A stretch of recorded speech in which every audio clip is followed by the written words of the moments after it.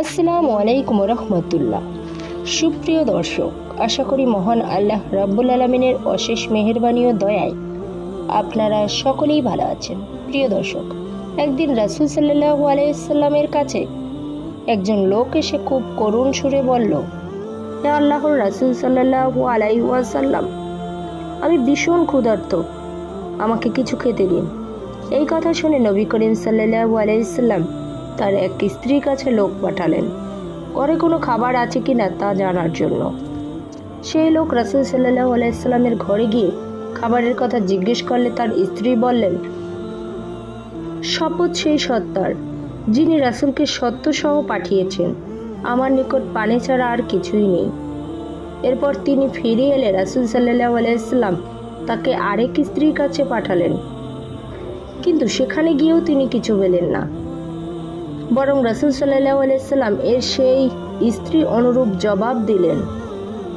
এভাবে একে একে প্রত্যেক একই রকম জবাব দিলেন।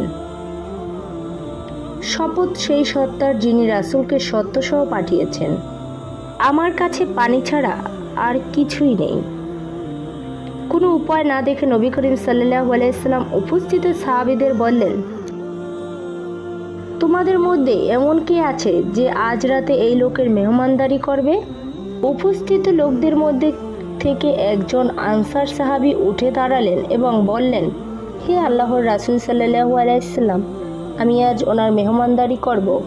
এরপর সেই আনসার সাহাবী লোকটিকে সাথে নিয়ে নিজের ঘরের দিকে রওনা হলেন। ঘরে গিয়ে আনসারি সাহাবী তার স্ত্রীকে বললেন, রাসূল সাল্লাল্লাহু আলাইহি সাল্লামের মেহমান নিয়ে এসেছি, তাকে আপ্যায়ন করতে হবে, তোমার কাছে খাবার মতো কিছু আছে কি? জবাবে তার স্ত্রী বললেন, ঘরে তো বাচ্চাদের খাবার ছাড়া আর কিছুই নেই।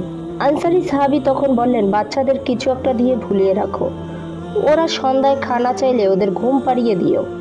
এরপর আমাদের মেহমানের খানা যখন তৈরি হয়ে সামনে এসে যাবে তখন বাতি নিভিয়ে দেবে, যেন সে অন্ধকারে কিছু দেখতে না পায় এবং বুঝতে পারে যে আমরাও তার সাথে খাবার খাচ্ছি।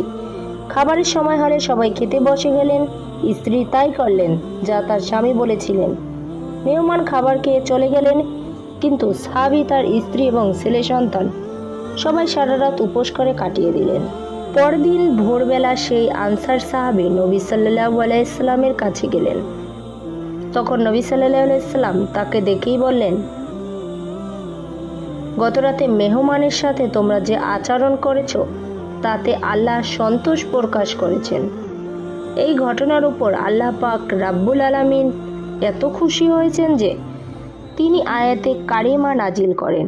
আল্লাহ তাআলা বলেন, আর তারা নিজেদের উপর অন্যদের অগ্রাধিকার দেয় যদিও তারা নিজেদের অন্তর্ভুক্ত থাকে। সূরা হাশর আয়াত 9। অন্যথা বলেন, আহার্যের প্রতি আসক্তি সত্ত্বেও তারা অভাবগ্রস্ত, পিত্তহীন ও বন্দীকে দান করে। সূরা দাহর আয়াত 8।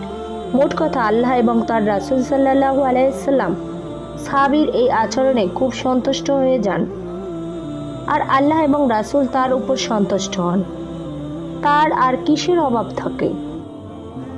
সুবহানাল্লাহ, কি হায় আফসোস, আজ আমাদের কি অবস্থা!